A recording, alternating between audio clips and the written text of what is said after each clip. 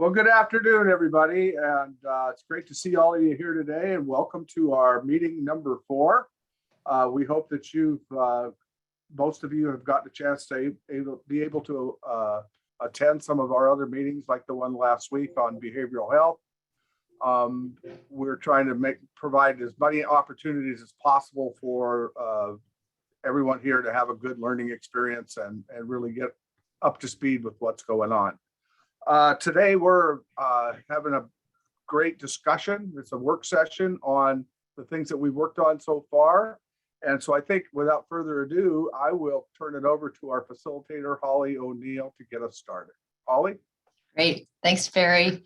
Hello, everybody. Glad you could make it on this sunny day. Hard to motivate when the weather's like this. So, thank you. Really appreciate it.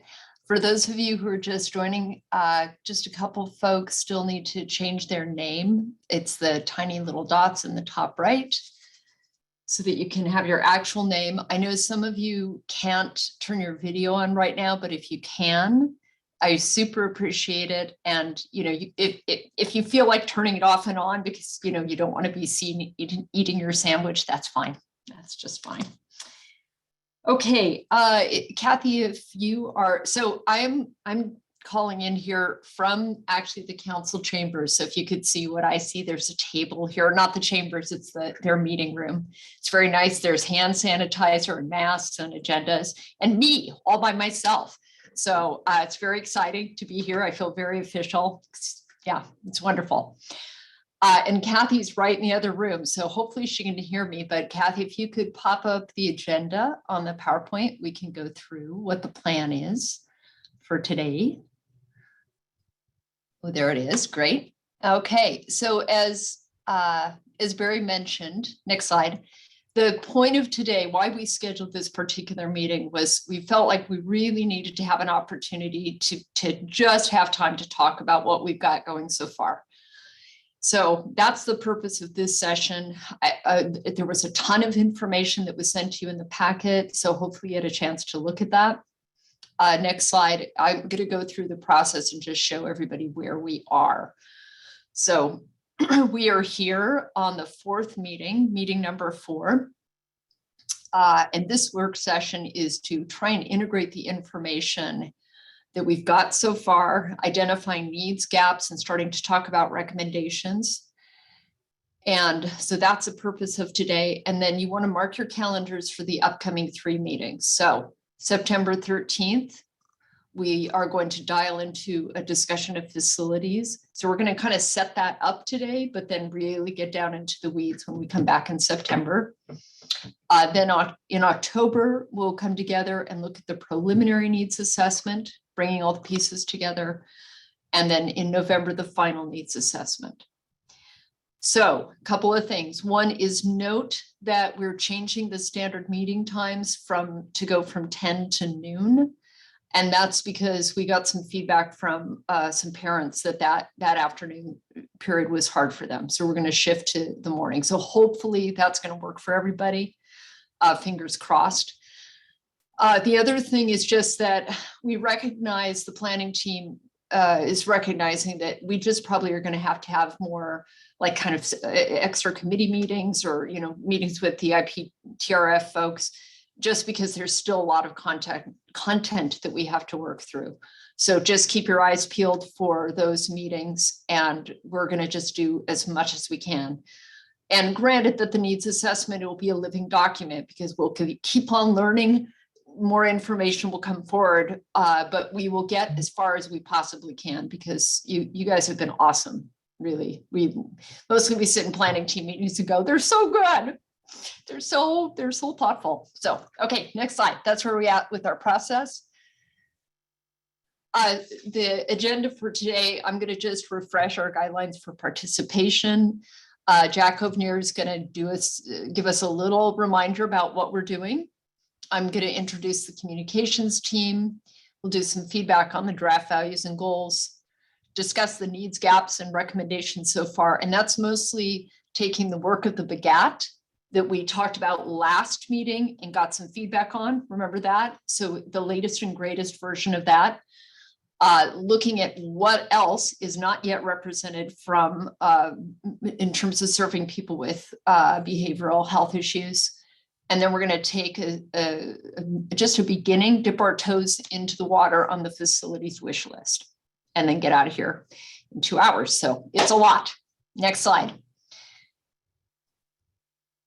Got it. Great. So you guys have seen these before. Again, if you can stay in the room as much as possible and really be thoughtful about balancing with your participation with others. So when we get into the discussion period, I'm going to try and use that Jamboard system if you haven't seen it before. I'm still new at it. I've done it some, but you guys can give me plenty of feedback afterwards. But the goal is to hear from as many voices as possible. So really thinking about just leaning into the conversation if you don't tend to talk a lot, and kind of backing up a little if you tend to be a big talker, because we really want to hear from everybody. Okay, next slide. All right, Jack, I'm going to turn it over to you. Help us ground down into what we're doing here. Thanks, Holly. My name is Jack Ovenier. I'm a member of the SAC group, like all of you, or most of you, probably most, and as well as the co-chair of the Incarceration Prevention Reduction Task Force. And in that capacity, have been part of, I guess, what we're calling the leadership team with Holly, Marty, Stephen, Barry, Kathy, and I. So I want to take just a few minutes, because we know your time is valuable, but to clarify, just a reminder what we're trying to do. One of my favorite resources and business and sort of life philosophy leaders was always Stephen Covey. His second habit in the 7 Habits of Highly Effective People was begin with the end in mind, which really simply means to begin a project with a clear vision of your desired direction and destination. And with something on the scale of what we're talking about, it's very easy to have many worthwhile, interesting perspectives and interests that may not actually be where this committee is trying to go. So this is just simply a reminder of what we're trying to do, where we're trying to go. We're also trying to make sure and disseminate information so we all have similar data. So when we get into needs assessments and recommendations, those recommendations are informed by all your experience, perspectives, and beliefs, but are rooted in similar actual data from the community of what our needs are. So a few things to think about. These are just some of our highlights. Remember what we're doing. We're asking everyone, to the extent possible, to be informed. And I understand the scope of all this is probably broader than any one person can handle all of it. But we're trying as a SAC group and individually to encourage everyone to be informed by subject matter experts on the needs and gaps within our criminal judicial legal system.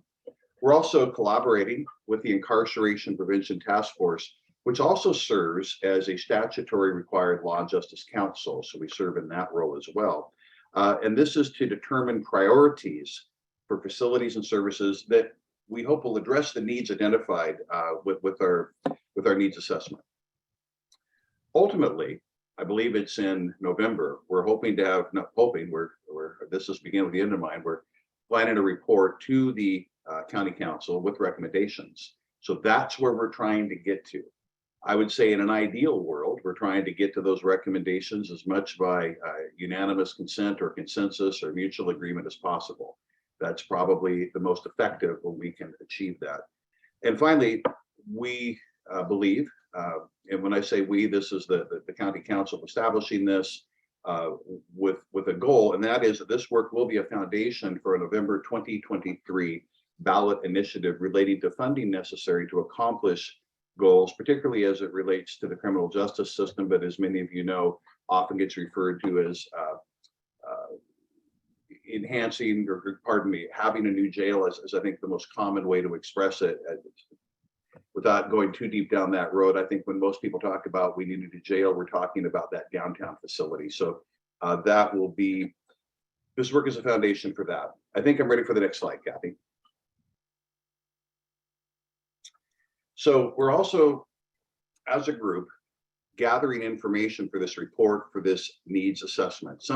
This is not the only ways we're doing this, but some of the ways we're doing this are through the Incarceration Prevention Reduction Task Force committees, subcommittees, the co-chair meetings that they've had, the subcommittees there, as well as meetings of this group. There are a number of, many of you familiar with some of the past studies that have happened in the county relating to our scope. I believe, is it correct, Holly or Kathy, there's links to those, I think, on our website. I know we kind of bury people with information, but there's actually quite a bit of data that's already published and available relating to that. We're bringing in subject matter experts and continue to do so. An example of that is the Criminal Justice and Health, I think we're calling it the BGAT. That's an interesting acronym, the Behavioral Health Gap Analysis Team, looking at those. And as as Holly said, it is a living document. This is not a fixed static like a constitution. This is an ongoing document. This might be a good place to insert. These meetings are short. There's a lot of people. You might notice we changed the meeting time from whatever it was, like today is 2 to 4 to 10 to 2. That wasn't from a discussion here. That was from some people just sending in their feedback in email. And I assure you, we're meeting every week, spending hours every week, and any email or communication, email is probably the best because it's easy to share. We talk about, we consider. So don't think if you think of something later you haven't said, or have an idea later, or don't get an opportunity to speak here, that there isn't as an effective way to share that information. Admittedly, the whole task force won't hear it, but certainly those of us that are trying to put these things together and bring the information back are looking at everything that we're presented with. Survey in the jail has started. Appreciate David Goldman working on that. I see there, David, you're nodding. Thank you. And that's underway with the cooperation of the jail and the sheriff. We'll have that. And also, I think it was last week, these meetings blur together. Some of us met with the communications consultant, I think it's pronounced the VITA agency or VITA agency, to communicate some of the work of this group. And we look forward to their efforts as well. So those are just some of the highlights or other things. And I think that's, I've gone 6 minutes and I was trying to go 5. So thanks everyone for your attention. And yeah, just if I could say one thing, just try to begin with the end in mind, because it's really easy to go down some rabbit holes that are really good, but that don't get us to that report that I hope has as much support from everyone as possible. Thanks. Right. Yay. Thank you, Jack. Super appreciate it. Okay, so this new component that we wanted to make sure folks were aware of has to do with the public engagement plan. And the point here is that the VITA agency has been hired to help us with taking what the SAC has been working on so far and figuring out a way to share that effectively with the community at large, to build community understanding and get more meaningful feedback before we finish our work. So before we finalize the needs assessment. So I want to take a moment to just introduce the folks from the VITA agency. I also want to remind everybody, we really do need you to change and put your actual name. So I see some more SAC members and some guests and even VITA agency, because if you do that, we don't have to do roll call. That's why it's an efficiency issue, friends. So if you could please take care of that. Remember, it's the top little buttons. You need your name because we're in a public meeting. Okay, so Mackenzie Fleming is here. She's the research project manager from the VITA agency. Mackenzie, do you want to say hello and introduce yourself and your team? Yes, hello. I've met a few of you before. As Holly mentioned, I'm the research project manager, so I wear a research hat, project manager hat, often both. So it's great to see some familiar faces, see some new faces, and I believe Amalia, who is our founder, is also on the call. So I will pass to her to say hello. Thank you. Hi, everybody. My name is Amalia Martino. I'm the founder and president of the VITA agency, and you are in good hands with Mackenzie managing this project. We start everything with a deep dive into project history and purpose and goals. It's called our discovery process, and then that informs our communication and engagement strategies. So we're just getting started and look forward to working with you all. Thank you. Okay, so it's just Amalia who's here today.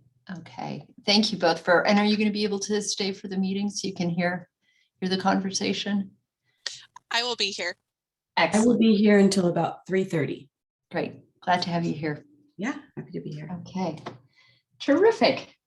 So let's shift gears then. We're going to talk about the preliminary results from that survey we did of the SAC members. And the reason we did this is that we felt like it would be good for us to get a sense of how much we're all on the same page in terms of where we're going and what we think is important. So the preliminary results that we put together just show that kind of top level of the scoring. It doesn't show, we're not going to go into all the comments yet.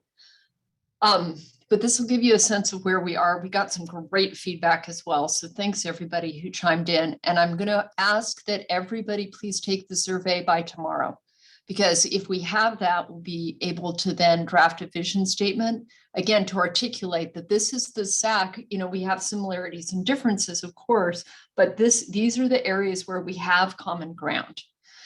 The other reason we want to do this is because that'll help the VITA agency. We realized later, we actually hadn't thought of this in the beginning, but we realized it'll help the VITA agency then in also testing those goals and values with the community, right? So I'm going to give you just the brief overview of what we have learned so far. And big thanks to Marty Solomon, my colleague who whipped these out, put them together. So let's flip through these. Kathy, if we could, please. We got 17 responses,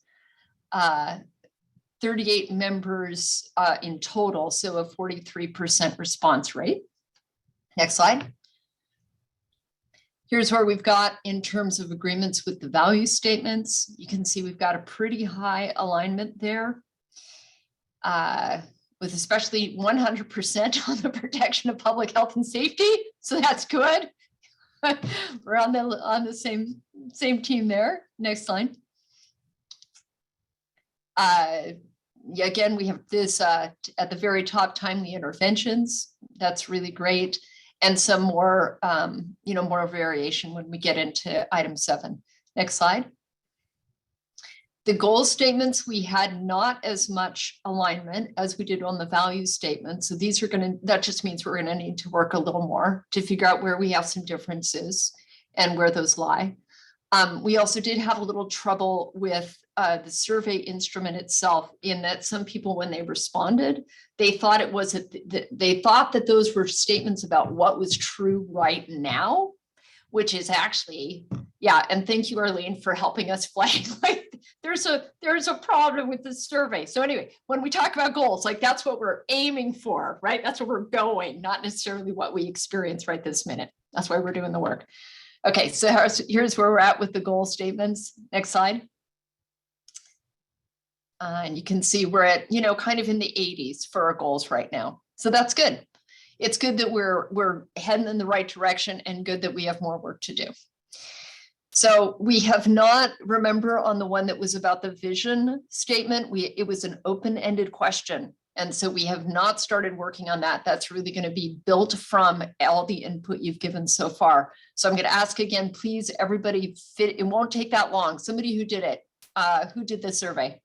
Raise your hand. Somebody here did it. Great. Kendra, how was your experience of doing this survey?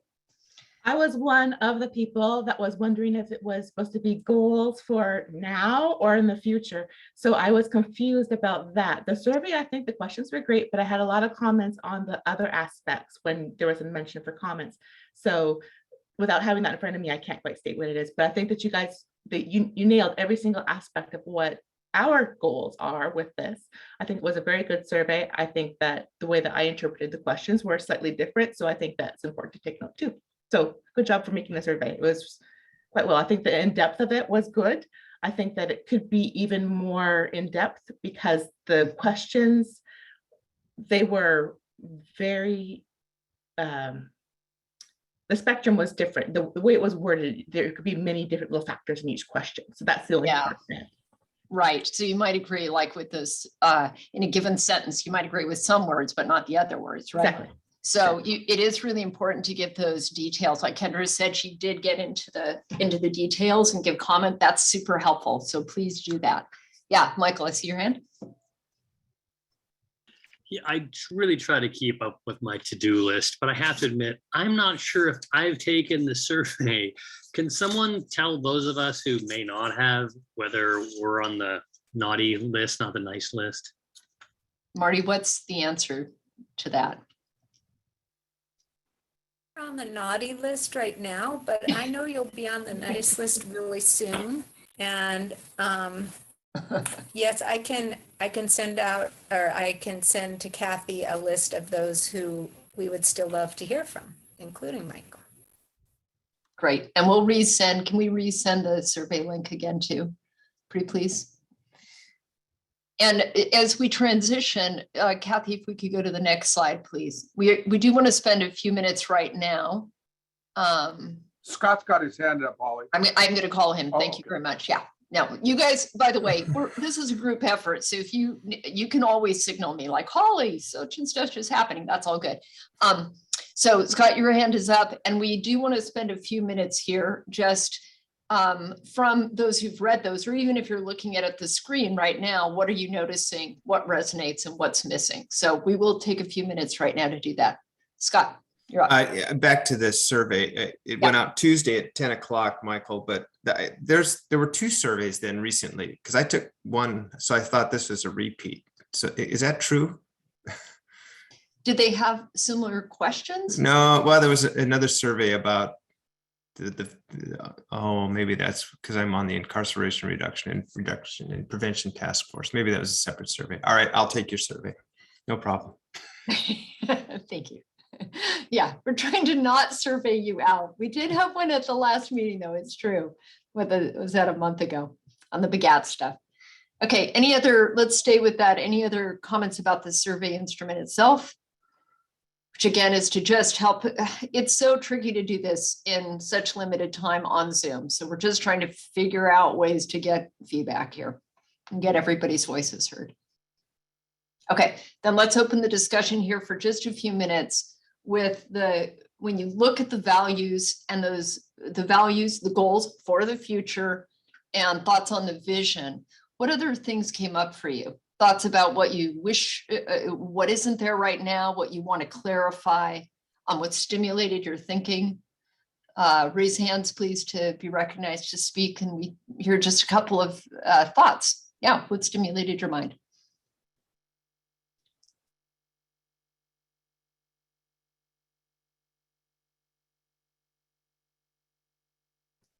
Yeah, David, go ahead. Not sure if this is the right place to bring it up or not, but one thing that has struck me so far is that a lot of the adults that we're working with and for whom we're developing services used to be kids lacking services. And there's a profound lack of services for adolescents and under in our state and in our country, but certainly in our state, like radically poor services. I noticed for myself anyway, my brain just wasn't there as we do this process, even though it's really there in other parts of my life. And I guess I wanted to throw out there, like, please, can we somehow throw in there youth and how to prevent some people from becoming adults that need these services. All right, thank you. Who else? Yeah, Dan. I had the same thought. I actually put that in the comments section. I don't know if it survived or not. And then when you guys got it, but it's cheaper, it's more effective to invest in children than it is to fix broken adults or people. And I hate to say it that way, but I mean, people who are justice involved, we'll put it that way. It's super expensive, and we just don't do that. The incarceration task force does not. We focus on adults, and I think we're missing the boat. When it comes to making investments in children. There's gonna be an opportunity this November to make some investments, so that'll be a good thing. Great, thank you. Lisa?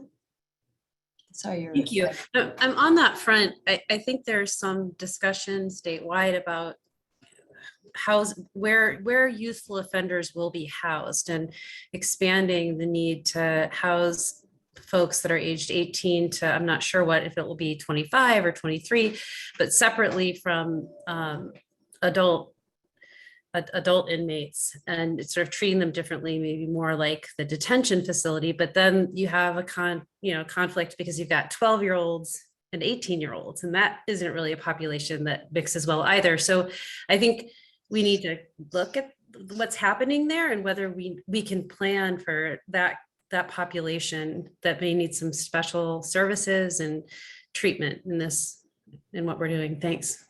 Great, thank you. Other comments? Yeah, Heather? I thought the survey was awesome. Thank you for giving us the opportunity to weigh in on, and I love seeing the reflection back of where we all agree and where there's room for discussion.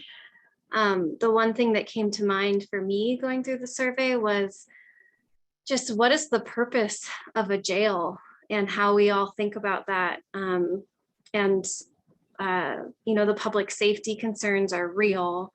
And for many people in the jail, it's such a short-term, expensive intervention that doesn't work. And so what was missing for me is what's the mindset from beginning to end? Yes, prevention is critical, and we still have a population that needs intervention and to be incarcerated for whatever the reasons are. But is there a mindset from the beginning of punishment, or is there a mindset from the very first interaction of rehabilitation? And every single step matters. And all of that, you can have accountability, but it's a really different approach when it's like, is this experience going to help put this person on a different trajectory in their life? Or is it just going to condemn them to a life of in and out of jail and poverty and whatever else? Thank you. Yeah, Michael? Thank you. I've been reflecting on a comment made by Wendy Jones, the director, administrator, executive of the jail. She said the average stay is 20 days. And so, I mean, most of the people pass through the jail in a week or 2 or 3. Some are actually sentenced or held there, or they're held up for some reason. But most people pass through it. And so I think that needs to be acknowledged, that the jail is a midpoint for almost everyone.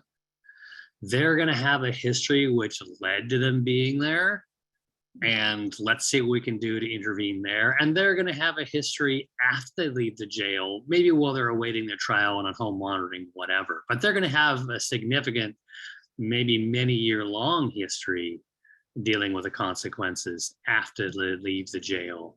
So it's kind of like the jail is not the most important element here, because I think our goal is to have fewer people get in trouble, fewer people who end up passing through the jail at some point. So you've got this middle point, which is in terms of duration small, and you've got these tails on the other end, which are in duration large. Mm-hmm. Isn't that where a lot of our effort should be? So let's make sure that midpoint is effective, it's safe, it's appropriate, it's a point of engagement, it's a point of course correction, and it's a point of accountability. But it's, in terms of duration, it's kind of a small element. Mm-hmm. Mm-hmm. These last couple of comments I'd like to just offer to everybody. They're really asking important questions. And when you do your visioning in that survey, think about those questions as well. What is the purpose of the jail? Who should be in the jail? What is the meaning of it? How does it flow within this larger context? Because we've been talking about looking at the system holistically, I think, from day one. So really keep that in mind when you are answering the question about what your vision is. Yeah, Sheriff Elfo? I just don't want us to lose sight that we also have victims we need to protect, and there's certain people that need to be in jail. And there's all kinds of social issues and issues with children that need to be addressed in the community. But we need but we're holding people against their will. I know the issue of who should be in jail, how long they're there, that's dictated by the law. It is dictated by what the judges decide to do, not necessarily what this panel decides. But if we're going to hold people against their will, keep them in jail for the necessity of maintaining law and order and public safety in our community, we need a place that's safe and constitutional and can be operated in a manner that doesn't violate their rights. Thank you. Okay, Stark? Yeah, I think, I've been in the system for a fair piece of time, and, Bill and I probably about the same amount of time. And, frankly, I may be somewhat skeptical of what we can expect the jail to do for us at this point in my career. I really fail to perceive any rehabilitative quality to that facility or any of those facilities to any great extent. There may be some argument that that is part of what happens at DOC, where people program out and they get into groups and they counsel and they do those types of things. But for most practical purposes, with the exception of a little bit of GED and maybe some alcohol counseling or things like that, there's not a whole lot of rehabilitation that goes on in the jail. The other thing is, I don't know that that the jail per se deters people from future misconduct. My sense is, having done this a while, is that it's the fear of the jail or the concern about going to the jail that might deter misconduct. But once you're there, you're there, and I don't necessarily think it operates too much in that sense either. What I really think the jail serves the purpose of primarily, and I think that Bill would probably agree with this, is sadly there are people that simply belong there that are not safe to be in society. And I've represented hundreds of those people over the years that simply cannot conduct themselves in a way on the outside that leaves the community safe. And in that sense, it's a warehousing function, unfortunately, that I think is the primary way that a local county jail is utilized. That may be a very pessimistic view of what we're trying to do here, but that's been the reality of my last 30 years of seeing people go in and out of that facility. Is the only really viable function of it is to keep us safe from those people who cannot be in our community. Mm-hmm. So when I really appreciate your speaking there. And I think, so when you do the vision, your comments on the vision, you want to balance between what you think is realistic, Stark, to your point, and also what you would want, ideally, who would be in the jail. What would be the qualities of the jail, ideally? Maybe not pie in the sky, but if you tend to be a realist, they talk about it like this: just take what you think is real and turn up the want dial. The want dial. Here's what I want it to be. Here's what I hope it would be, even though I'm a realist. So you might hold that as the way you approach that visioning. So yeah, Heather, I'll take one more comment from you and then we're going to shift gears, because all of this is a perfect segue into our next conversation. Are you ready to segue, or go ahead? One quick response though, Stark. Well, the thing I believe you, and the thing I struggle with in that is the average length of stay is 20 days. So the community is safe for 20 days from that person. And then what comes next? And so that's just, and maybe that's a different conversation, different time. I don't want to take the time if we don't have it. Holly, thank you. Stark, do you want to reply to that? I don't know what that average stay is based on, but I can tell you that it's in part based on somebody who gets booked for 13 or so hours after they're arrested for a DUI versus the guy that's sitting in there for 3+ years awaiting trial for a first-degree murder. And you can't, the average length of stay, in that sense, I'm not sure is a very meaningful one.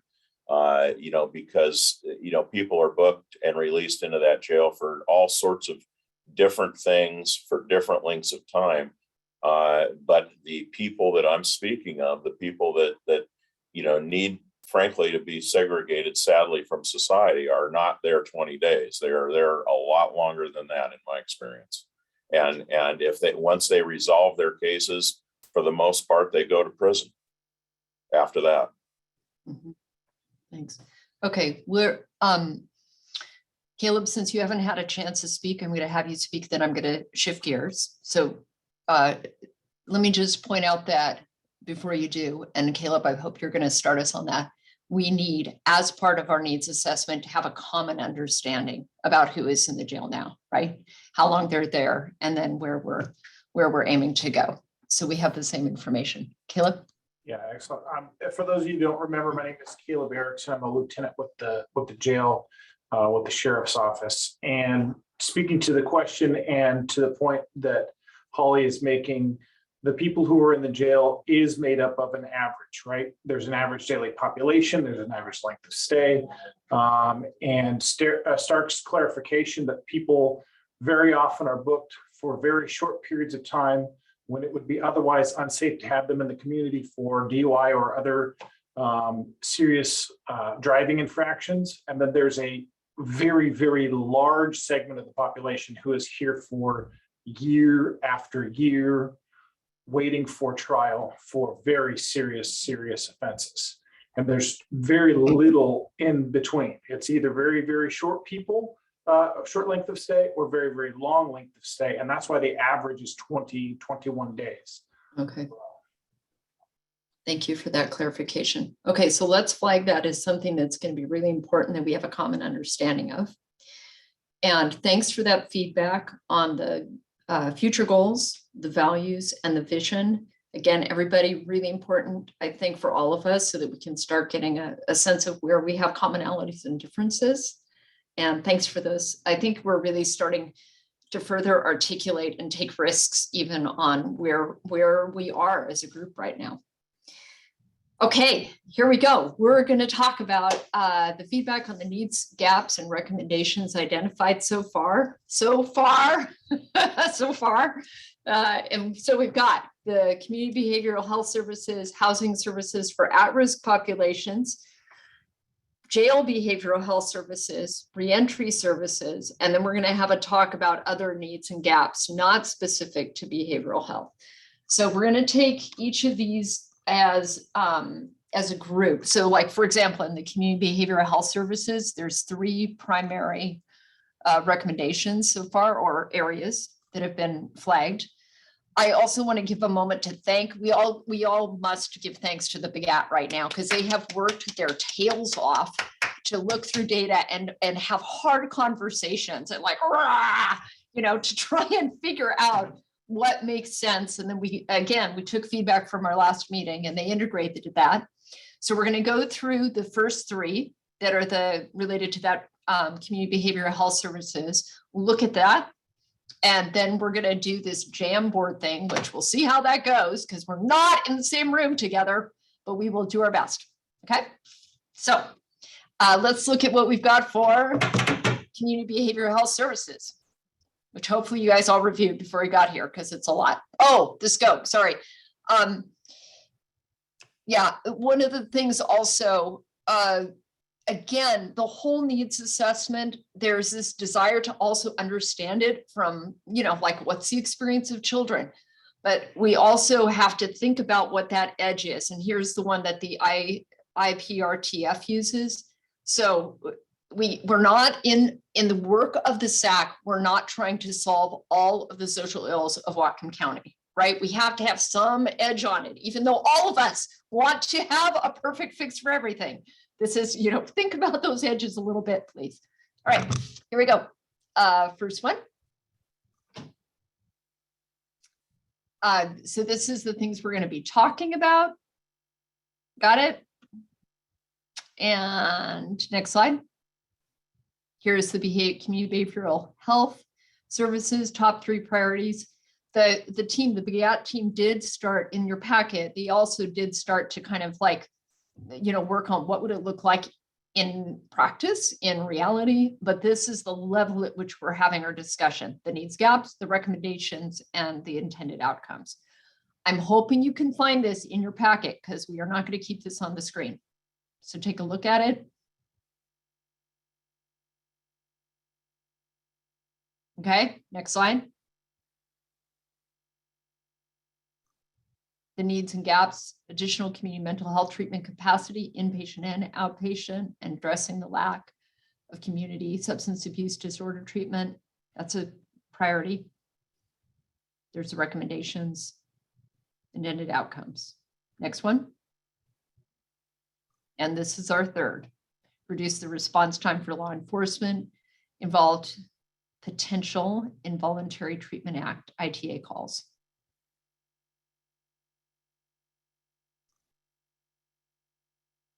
You got it? Okay. So again, here's our questions. How well did these match your sense of the needs and gaps, the priorities? How well do you feel the recommendations address these? Is there anything missing that you think should be included? Right now, we're focusing on community behavioral health services. And is there anything you don't agree with? And friends, I think we kind of, especially if there's something you don't agree with, we should hear it today. We got to know. Okay, so you can go ahead and I'm going to share my screen. We'll see if this works. And I'm going to go ahead and you can raise hands to speak and I'm going to, oh, it didn't work. Kathy, what happened? Did it work? Can you see my screen? Yes, can you Holly, see we sticky can notes? see your sticky notes. Oh, it did work. Okay, here we go. First comment. So what do you think? What works? What doesn't for these recommendations?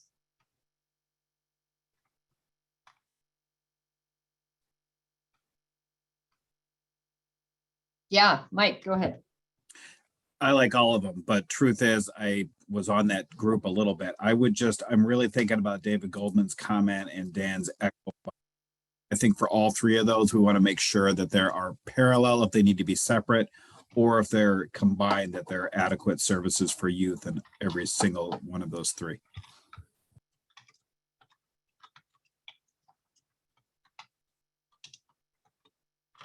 Great. Okay, we got it, the first one. Let's hear another. This is a really important time for you guys to all lean in, by the way. We gotta make this real. Yeah, hear it. So that's a really good point, Mike. It occurs to me because I keep getting lost between what are the entire system needs, because if we're talking about prevention, as David said, and we've been talking off and on throughout these meetings, there's so much that the system needs, so much enhancement that the system needs. And I wonder if we couldn't keep a separate document that is a set of recommendations for larger system improvements that might not be addressed by this task, but that might form the basis for another discussion about more total system look and gap analysis.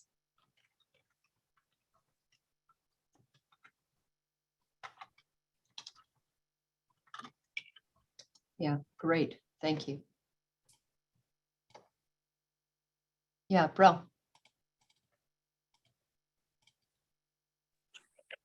Oh, thank you. I'm still trying to wrap my head around the SIM graph and all of that amazing work that's already been done. And I'm going to be hopefully speaking, or not hopefully, I'm going to be speaking with Jackie to get a better understanding of some of those things. But I guess one piece that I feel personally really strongly about, as far as what I've seen to be effective, both personally and observing in my work throughout life, is that having putting resources in peer models is really effective when it comes to community behavioral health.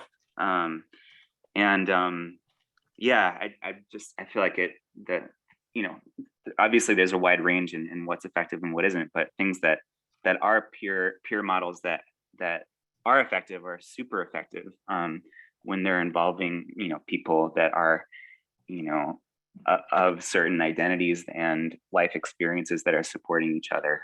So I don't know. I guess I'm still trying to wrap my head around, like I said, about what is currently already available in this community. But my sense from talking to some people is that there could be a lot more of that. So yeah, thanks. Great, thank you. Arlene? I think you're muted. Sorry. When I hear that, it sounds really good. It sounds like it's hitting the things that really matter, such as additional positions, continuity of care, and a quicker response time. All of those things are absolutely crucial changes that need to be made. This is so general. What does that mean in specifics? Because these generalizations are not specific. The specifics would be if we have additional positions, which we need absolutely everywhere, where are those additional positions going to go? Our social service and clinical services are divided up into pieces all over the place. And so it's unclear to me what the generalizations are going to mean in terms of specific actions. That's really helpful. Great. Thank you. Okay, Dan. And Bro, I think you can put your hand down if you can. Did you call me? I did. Oh, I think it's to me it's service delivery augmentation, like kind of like what Arlene was just saying. Like we don't have enough. We are outstripped in the services that we need, and there's some structural broken things that we're not going to be able to fix with the recommendation to the county council. But I think that mindful of those broken systems at a much higher level, what can we do locally to augment what's already there? And then to Stark's earlier point, I think get people diverted well before they even before they show up at his office. And that's investments upstream. Investments on number 3. Is that the one? Investments upstream. Investments upstream. Got it. It goes to Mike's point of like just the youth, and I just think that this is an and equation. This is not like we're only going to do the one thing. We have to. Voters rejected this twice before. They're not going to buy this unless we have investments, unless we show investments in behavioral health and other services. Yep, got it. Thank you, Marty. I wanted to just go back and respond to Harriet's comment. And we are working on a list, like you suggested, of system improvements that are kind of more broad across the system. So this is what we were calling the SIM addendum. And so it's system improvements and it is policy recommendations. And it's still pretty messy and rough. So that's why we didn't send it out yet. But as we go through this conversation today, don't hold back on suggesting system improvements or policies that need to change, because we'll just glean those and get them into the chart and then get that draft SIM addendum sent out to you all to just start working with it as soon as it's not quite so rough. So pretty soon. The BGAT has been taking the first step on that. And so it's getting close, but yeah, contribute. Thank you. Peter? Oh, thank you. I can only imagine how much work it was for BGAT to put this together. And I really want to say thank you. It's hard to argue with any of this, I think, after everything that we have heard and discovered. However, as we add things, add positions and such, and God knows where we're going to find those people, no matter how much money we have. I am really concerned that we're going to have the same problems that we've seen, which is in siloization and a lack of really good user experience, if you will, a customer experience. Whether you're going into jail or you're about to be arrested or you are having a mental health breakdown or drug treatment, you need drug treatment. We have just because we're dealing with large institutions here, we so often forget, especially in this realm, who our customer is and their individual needs. And it shouldn't be on them necessarily to go from agency to agency to agency and have the wherewithal to make all the decisions, do all the research and such. So we really need to have a good customer experience along the way. And we want to make sure that there's no wrong door for people to enter. And I've been reading about the difficult, and in these meetings, hearing about the difficulty we have between people who need mental health treatment, but they also have drug issues, and the way things are set up, it's either one or the other. Co-occurring problems, in the way things are set up, it's difficult. You might not go to the right door or be left at the right door. So I just want to make sure that we have a really good customer focus, no matter what we do. And I am concerned about how much all this is going to cost. As a happy taxpayer, that's not usually what I say, but this jail is going to cost a fortune, and the operation of it is probably going to go well beyond the budget that we are currently used to, if we're going to do all of what we would like to do. So those are my thoughts. Thank you. Thanks, Peter. Okay, so I'm going to call on Stephen, Kendra, and Darlene, and then we're going to shift to the next one. Just because some of the people who also have their hands up have already spoken. Remember, if you have other comments, you can always email them. All right, so just jot them down. But we have several areas to go through. So, and if you guys can be succinct, that helps. Stephen.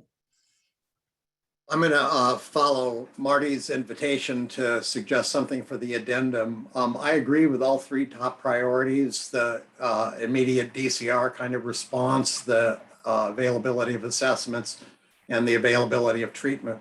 But I, like Michael, I'm struck still by words that Wendy gave us, which was that something like 42 or 43% of the people in jail have severe mental illness. The severity of what we're facing strikes me as not being addressed in those three. Most of these people spill out into an insurance system that is very short-term limited in the amount of treatment, limited to 6 sessions, 10 sessions, whatever, and then you're done. That is not adequate for treating severe mental illness. And so if we really want to make a dent in this, I think as a policy matter, we need to somehow work at developing a system that can have a little more longevity, a little more depth to the help that it offers people. Thank you. Kendra? Yeah, thank you. So my focus is on the voters you were talking about. And so I have a suggestion. And so for voter needs, what about creating a website? I know that there's the Whatcom County website, but what about creating a separate website that shows what's available in the county already? Because the general public does not know that there's a work center, that there's a bracelet for the ink bracelet and the alcohol bracelet. They don't know about that kind of thing. If you could have that with pictures, you got to make it look appealing to voters as well. They also don't know that there's no counseling space there, and there's not, the counseling is needed, all the things that people need to have, like, and also the pharmacy needs, medical needs, and that they don't realize that drugs equals crime and crime equals community safety issues. And just to link that all together for more of a common ground so all voters will understand what's happening. I think that a lot of people are misinformed or they just don't care. And then it comes on the ballot and they think, oh, I don't want to pay any more taxes. I can't afford any more taxes. So I think that would be extremely important to do. And if necessary, I have experience with websites if interested, and I'd be happy to donate my time to do that if I'm provided information. Aw, thank you so much. Great. Okay, and Darlene, you're last. Hi, I've been in the system for 31 years now. I shouldn't admit that, working in criminal justice. And what I would say is one of the most effective tools that I've seen coming from the court side, and it also helps keep people out of jail, is the mental health court. And I've seen people in there for a couple of years, and they have drastically decreased their law enforcement contacts, their social service contacts. And what I would like to see is that we expand those mental health courts. Currently, it's very strict who gets in and what diagnosis they have. And I think if there was a way of expanding that, we have behavioral health people there, we have case managers, they're working with the courts, and their charges are dismissed when they go through the program. And I've just seen people's lives transformed. Maybe it's a different kind of success than we would expect from the average person when somebody is going to continue to have mental illness.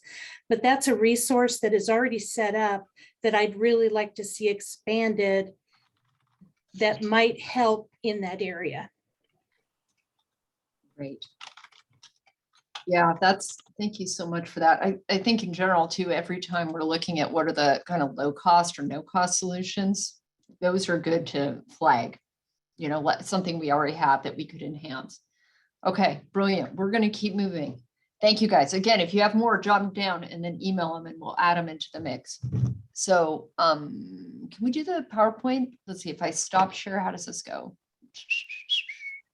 Share screen. There we go.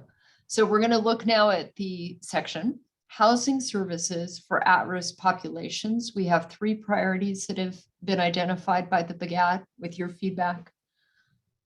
You can see the needs, gaps, recommendations, and intended outcomes.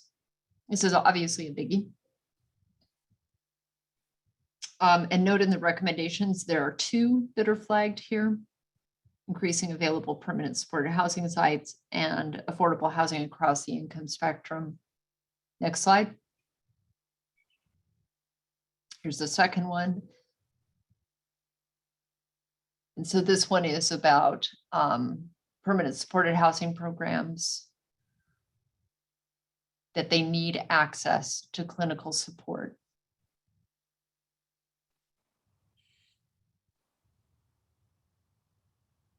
And then there's the next one, need dedicated housing for therapeutic court members. Okay, we're going to open the discussion then for the next one. So for housing services for at-risk populations, I'm going to share my screen. And I especially would love to hear from people who haven't spoken yet.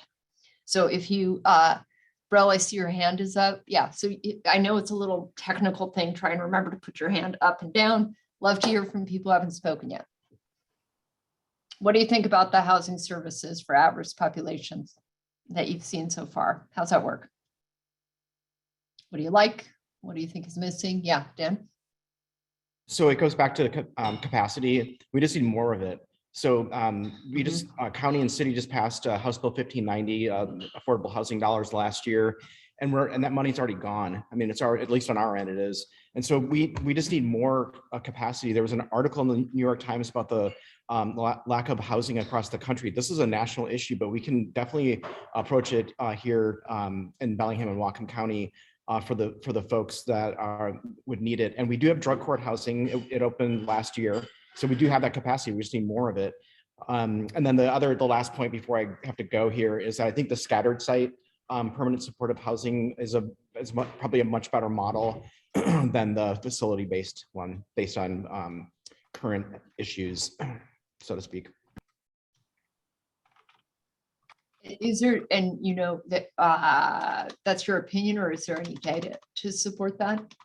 Dan, that you know of?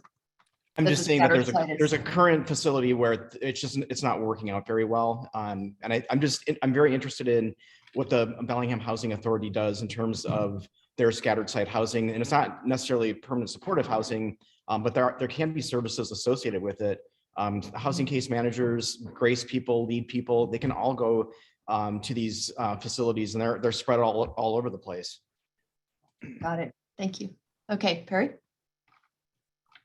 Thanks, Holly. Yeah, I've had the opportunity to work with a number of the individuals, professionals that are working in housing homeless in the county and also out in the community. I'm not terribly knowledgeable about that and totally admire their work. But one of the things that, from my perspective, that I have seen is in terms of the permanent supported housing, whether it's facility based or scattered, is that it has been really challenging. They're often supported by housing case managers that have some basic skills and understanding and so forth, but they do not reach to the level of being able to address mental health issues, SUD issues, those kinds of really hard challenges. I'll just say, co-occurring challenges, maybe for the simplest way to approach it. I think that they work at it. I think they try really hard, but I don't think that they're, capable of addressing those pieces. And we have struggled with ensuring that there is immediate and on-site available access to behavioral health professionals at these sites. So I'm reiterating, something that it says, that it's like, absolutely, we clearly need more scattered site and facility housing, but we don't want to proceed there without professionals to be able to support the services, because it's very focused. A lot of issues are very focused at that point in time, and just very challenging when it becomes magnified in that way. So thanks. Thank you. Okay, Brill. Just a clarifying question about number 4, the second part with affordable housing across the income spectrum. Just wondering, does that mean like that we would be recommending increased funding for providing more affordable housing? That, like, I guess I'm just wondering how that, is that like a policy thing or a funding like policy for requiring more affordable housing, or is it more of like dedicating funds to buy or create that? Can anybody answer that question? Who's on the bagat?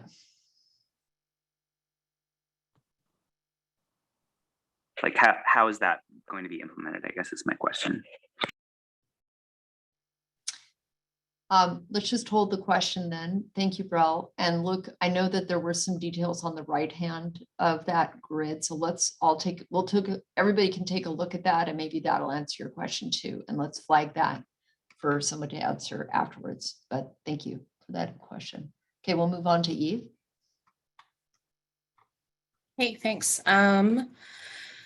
As a housing case manager, I do think, we don't always have the tools or resources available to support our clients in the best way. But I also think it's really important that we reevaluate permanent supportive housing. I understand that there are HUD definitions in there, but just what I see as a need is like a safe place for people to fail. Because if people are failing out of permanent supportive housing, they're just going back, to where they came from or back on the streets, and they don't have any support system. So we're telling people that we have these permanent supportive programs, but they're not providing the support that's needed. And beyond like clinical support and chemical dependency support, also like creating community, I think is really important. And Brel spoke to this as well, but when people have that peer support, they're more successful in their goals. And community building is not something I see in the permanent supportive programs that I work within. So thanks. Thank you. Tyler? Yeah, thanks, Holly. Tyler Schroeder, Deputy Executive of Whatcom County. I was struck at one of the last commenters just about how to determine, who's best to answer the question on the housing services for at-risk populations and where it exactly fits in the SAC's kind of role associated with the target. There is a lot of funding that's in place. It's probably not adequate enough, right? But behavioral health fund currently funds a lot of the operations associated with it. The sales tax, which is 1406 and 1590, that both the city and the county have passed recently is going towards affordable housing and supportive case management associated with it. And Holly, you referred back to the document that a lot of what the estimate resources needed to implement these recommendations, the bullet point that's on there is need to determine required resources with help of housing partners. So I really just wanted to kind of recognize that there isn't enough supportive housing in our community today, but there are a lot of people and a lot of funds working towards that goal. And I just wanted to recognize and be cautious to a little bit of scope creep into the SAC's foundational interest in what we're trying to accomplish. Not to diminish the topic, it's a very important topic, but there are other community forums and discussion on that topic. Yeah, and you bring up another good point that the SAC isn't working in isolation, right? There's other things that are happening right now that can impact our same goals or shared goals. Yeah, somebody probably needs to mute. Okay, Arlene, you're up. Yes, I just wanted to add. We don't have it. Hang on one sec. Hey, who needs to mute? I don't think that's me. Bro.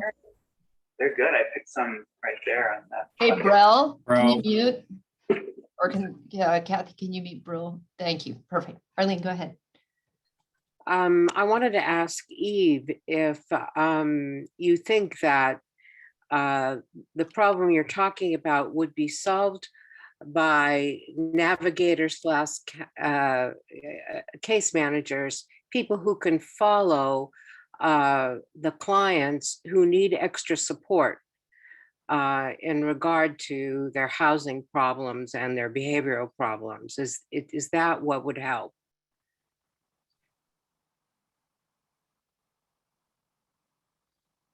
I don't think it would hurt, but from my perspective, like we've been doing the same things for the last 30 years and it's not working. And I really believe we need to change course. And I don't know, I see people not being treated like people and expecting to follow protocol and strict guidelines without the tools to do it, so I think I definitely see the need for more support and more space for growth and that takes time, things that kind of stuff can't be rushed. And I wish that even just within this process, we could go a little slower. One thing that I did say in my survey response is, we are working with a system that is centered in white supremacy culture. And we are mimicking that culture by moving too quickly, by power hoarding, by not giving voices to the people who are most impacted by these systems. And I'm rambling, so I'm going to stop. Thanks. No, you're not rambling, I think. Those of you who are doing these jobs, you're the ones who know what's really going on. And that's why your voice matters. And that's why I'm asking a question, what would help? Because I'm seeing the proliferation of using navigators throughout our systems as a potential support for stability and sobriety. And I'm just asking if you think that would be an addition needed.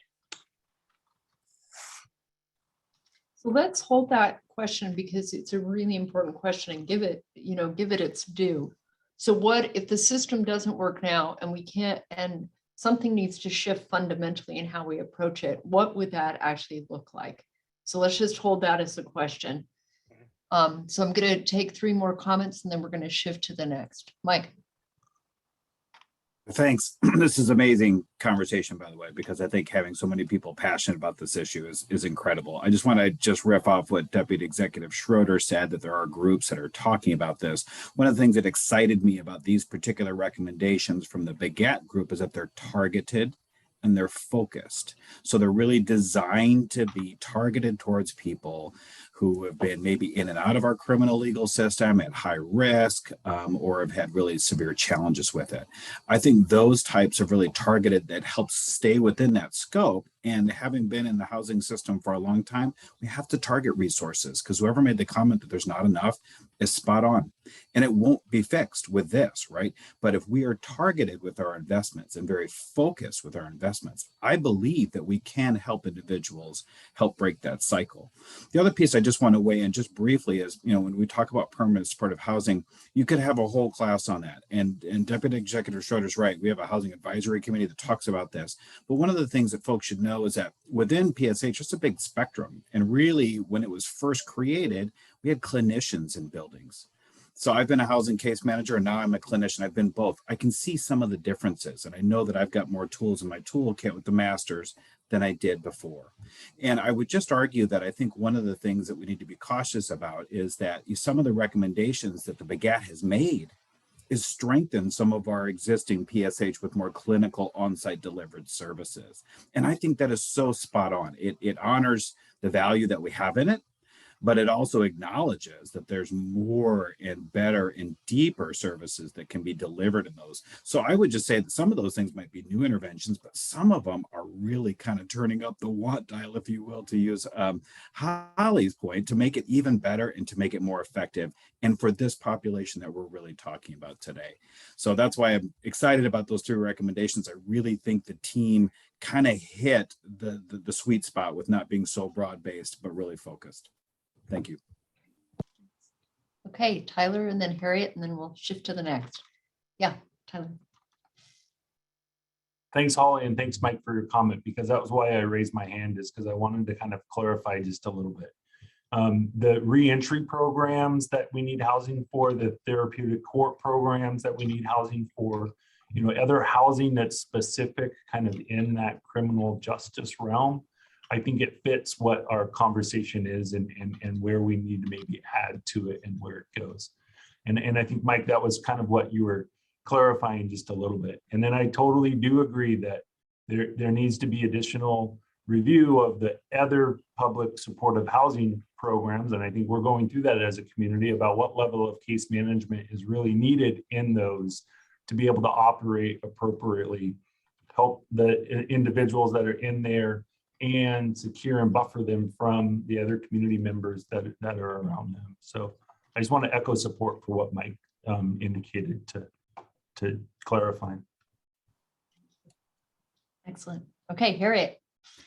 Thanks. I'm glad I have a chance. Going back to Eve's comment, having worked in a facility-based permanent supportive housing situation here in Bellingham, I got a firsthand view of some of the kind of system-based contradictions in how that either, and it probably is true for scattered site as well, about the clash between the needs of the housing and the landlord and the behavioral health needs of the clients.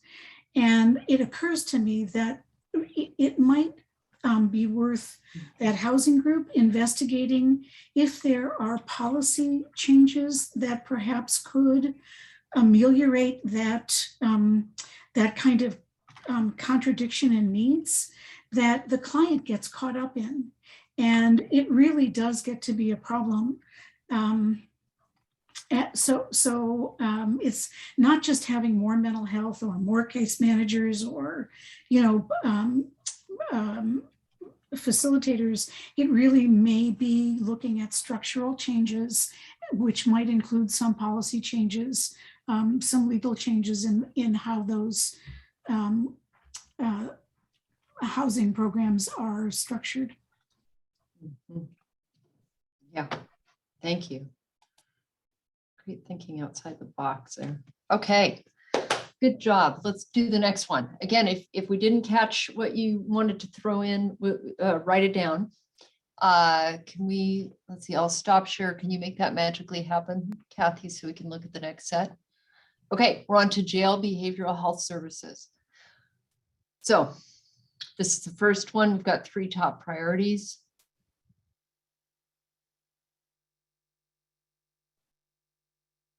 Got it?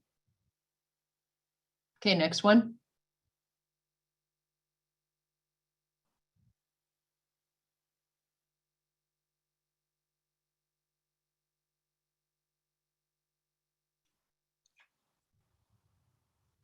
Okay, got it. And the last one.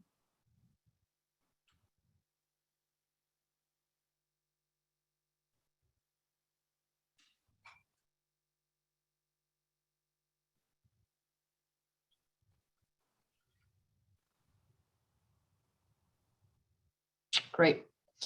Okay, so I really appreciate here. We've got, I should go back one slide, please. So again, we're looking at, yeah, how well do these match your sense of the needs and gaps? How well do you think the recommendations address them? Is there stuff missing that you think should be included? And again, if there's anything here you don't agree with, now would be a good time. There's a couple of people also who haven't vocalized their thoughts. So I'm looking forward to hearing from you, hopefully, when you're ready. And we are on to the next item, which is the jail behavioral health services.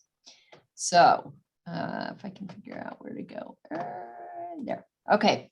Can you see my screen? Is that working? It's an attractive aqua color.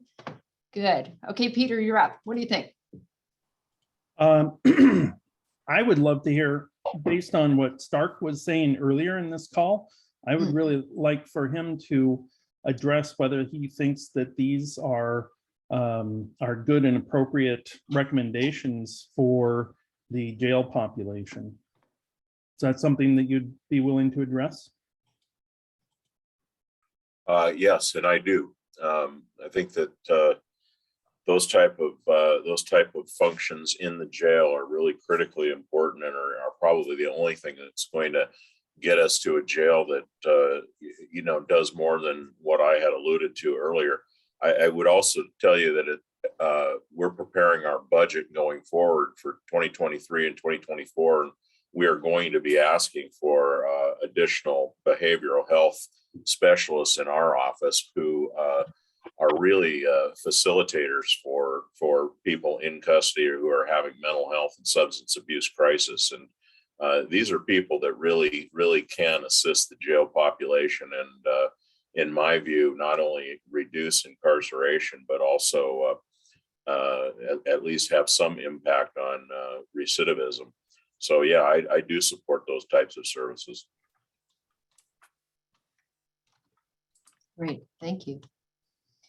So that was an affirmation. I think I'm hearing that those services would be really helpful, and that also that there's other efforts as well in complement to that to try and make more of that available for folks. Yeah, Heather? I may be misunderstanding one thing I remember hearing, but some of the reason for the jail being so full, I understand 2 big reasons right now are the competency hearings that aren't happening in a timely fashion. I remember Wendy saying many people in the jail are just awaiting competency hearings in order to be tried. And then trials in general throughout COVID were put on pause, I understand. I have a lot of opinions about that, but people awaiting their trial just in general. So my question is I agree with all the needs and gaps, but for that competency hearing piece, is that embedded in number 8, or is that not included because it's out of our control? And are we addressing that in any way, or can we? Lisa, do you have a response to that, or? Well, what we do in our local jail could affect that, in that if we had effective and timely mental health services for folks, they could perhaps be restored to competency here in our own facility. Not necessarily in every case, and some people are not restorable, and it can be very complicated, but there's some number, and not a small number, of folks who go to Western State Hospital, are provided with appropriate medications and are able to then proceed with their case. So, I mean, if we can't get the state to do it in a timely fashion, so if we can circumvent that by actually providing services locally, yes, that would have an impact, I think. Okay. Heather, did that answer your question? Yeah, okay. I think partially. Thank you, Maya. Heather, I might add that it's not really the competency evaluations that are the bottleneck. It's the restoration services. So we are able typically to get an evaluation done in relatively short order these days. In fact, I believe that, and Maya can correct me if I'm wrong, I believe that there is a evaluator that actually resides in Bellingham at this point. But once found not to be competent, an order is entered finding them not competent, which ties everyone's hands, which means nothing can happen on the case until they are restored to competency. And because partly of COVID and because partly of,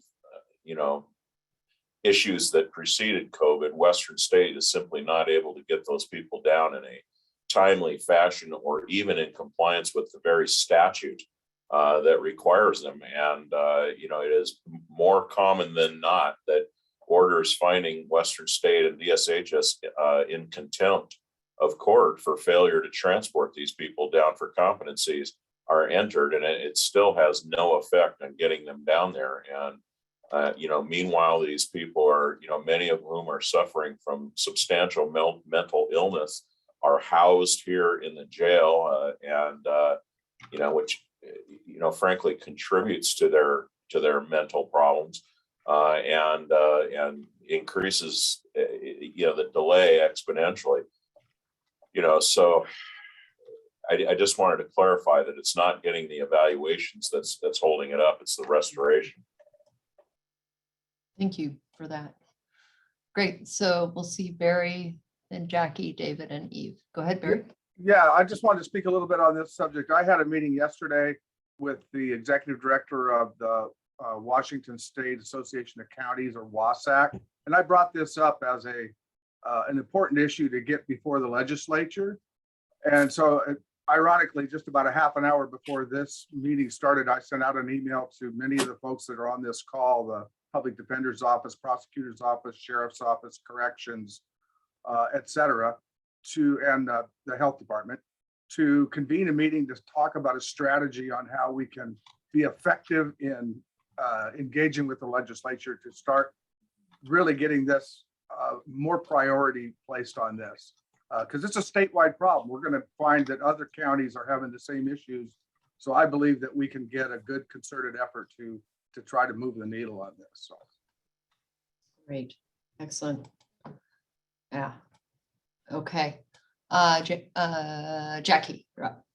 Jackie Mitchell, Whatcom County Behavioral Health Program Specialist. And I just wanted to say we did talk about this kind of rather thoroughly, I might add, that whether or not to have it in the jail, I think really became the question. It seemed like we didn't want to keep people in the jail. So in the end, I think we took it out because we thought it would be better stated as a community service, or a service within the community rather than right inside the jail for competency restoration services. So anyway, that's why it's not in there. And I guess I'm thinking about it now, we maybe should have added it to the community side. We just somehow didn't think about that. Got it. Great flagging this, y'all. Excellent. Okay, David, Shrub. Maybe I'm just missing it, and I can't tell, but something about identifying and reducing barriers for services that already exist outside to be able to work within the jail. For example, if the WISE program is working with an at-risk teen whose parent is in jail, how do they communicate with that person to make that parent part of the treatment plan? Or if DV's House wants to do a group, I know that's somewhat possible, but to make the things that are already existing more possible, which are relatively free to the county, as long as we can identify and reduce the barriers. The other one, something stuck in my head solidly that Maya Vanyo said previously about them not necessarily wanting people who are charged with crimes speaking to just any old counselor. And so I think some sort of either policy decision or somewhat training for the counselors to not put their client at risk. And maybe the public defender's office or somebody could provide information and training about that. The information training about what? Say about not putting a client at risk by having them disclose something to a counselor and then have that be, you know, court orderable, et cetera. I think if I understood what Maya was saying last time, I just want to be conscious of that as we increase services. Got it. Yeah, thanks, Eve. Thanks. I had a quick question. I was just curious how many case managers are working at the jail currently. So there are, it's tough to say right now because we have some workforce issues. Eve, you're probably aware of those because I think it's endemic throughout the system, not just behavioral health, but basically there is 2 MHPs in jail and then for positions, and then 1 reentry case manager. So 3 altogether right now. Not a lot for the number of people I think that we think are actually have behavioral health issues. Right. Yeah. Thanks, Jackie. I guess, yeah, my only comment is like with the current staffing and even adding 2 intensive case managers, it just doesn't feel like we're setting it up for success. And I feel like not having enough staff, especially around that kind of labor, you know, brings burnout, and then you have turnover, and then you have inconsistent, and then you don't build relationships, you don't build rapport, you don't build trust. So I would even push for more than 2 intensive case managers to really try to buffer out that system. And, you know, because yeah, then we can like encourage folks to stay longer and work with people in creating stronger relationships. Yeah, agreed. And I think that's why we also have the other positions mentioned in the other 2 parts of the table about mental health. I think we had 2 MHPs to conduct assessments and evaluations. And we also know those people could provide some treatment as well as 2 SUDPs. And then later on, I think we talk about, what is it? I'm trying to remember now. 2 more SUDPs, I think, was it? Yeah, for treatment. So, so we do have more than just those 2 that would be available in case of, you know, issues or when people suggest they want to talk to somebody on the spot. Because you're right, I think access is everything, and being at the jail where people see you all the time and building those relationships is critical. Great. I'm gonna, yeah. I didn't use the exact language there, but Marty's taking notes too. That was great feedback. Okay, Perry, and then we're going to shift to our last area. Thanks, Holly. Yeah, it's actually a follow-up a little bit on what Heather was sharing. My recollection, certainly individuals in need of competency restoration, we sort of touched base about that, but the largest groups of individuals that Wendy Jones had identified was those experiencing mental health issues and those experiencing SUD, substance use disorder issues. Not to say again that the individuals waiting for competency restoration isn't a situation, an issue, but I think by numbers, that's where that went. Also, yeah, just following up on what Jackie said with just a little bit of clarification, and appreciate Eve's thoughts here as well. We'll get to it eventually, but ultimately, BGAD had made recommendations in jail behavioral health services of 2 additional mental health intensive case managers from what is occurring now, in addition to 2 SUD counselors and 2 master's level MHPs, and then 2 additional substance use disorder professionals. So absolutely, we saw that same number as being a real challenge and issue. So we'll get there, but I just wanted to make sure that we were clear on the recommendations. Thanks. Great. Thank you very much. So the same issue about making sure we really do have a clear understanding of what we have now, what we have, what we need to actually have that kind of resilience in the system and build the relationships that are needed. And then I also am hearing this kind of interface between what's in the community and what's in the jail. So we should bear that in mind. Okay, that was great, you guys. We're on to our last one. So,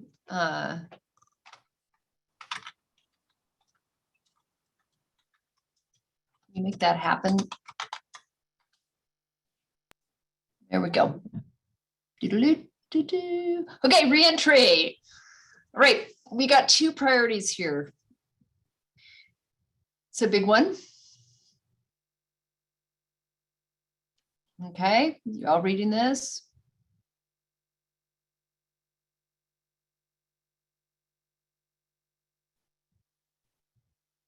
Okay, hope you're all speed readers. We'll do the next one. That should be a requirement next time for the SAC. You have to be a speed reader. Okay, here's the next one.